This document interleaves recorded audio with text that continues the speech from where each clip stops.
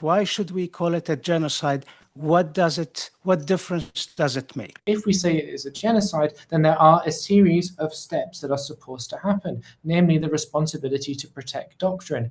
This is not even talked about. Yes, there's one mechanism through Uniting for Peace, but this is taking responsibility to protect into different hands. This is actually supposed to be a Security Council obligation. So the Genocide Act is written into British law.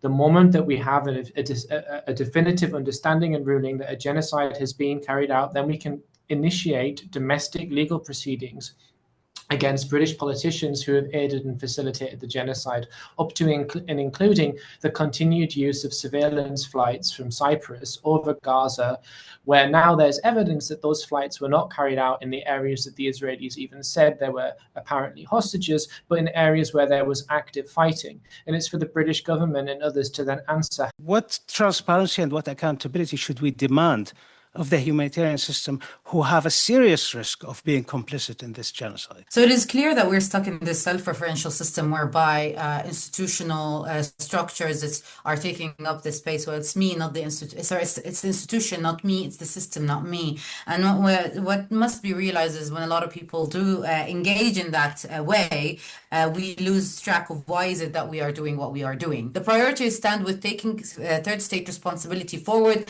as anchored in the ICJ decision of 2024, the July one, as well as the January one. So that means that we need states to impose arms embargo two-way. And the reason why the genocide is not stopping is because far too many states are actually buying weapons from Israel, and the buying comes with the selling. What is it that is preventing people from doing something more?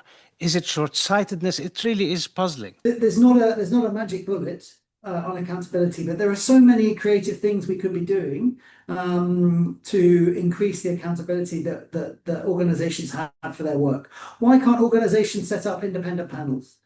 Even to have discussions behind closed doors. I can understand that doing that in public might be extremely challenging, although I think you could make a case that there are circumstances under which you could present your work, talk about what you're doing, be honest about the decisions you're making, and allow that to be challenged. What's different about Gaza is the assumptions that delivery mechanism would be just simply permitted have collapsed, because you cannot declare. There's no example I can think of where a famine is declared and literally nothing happens.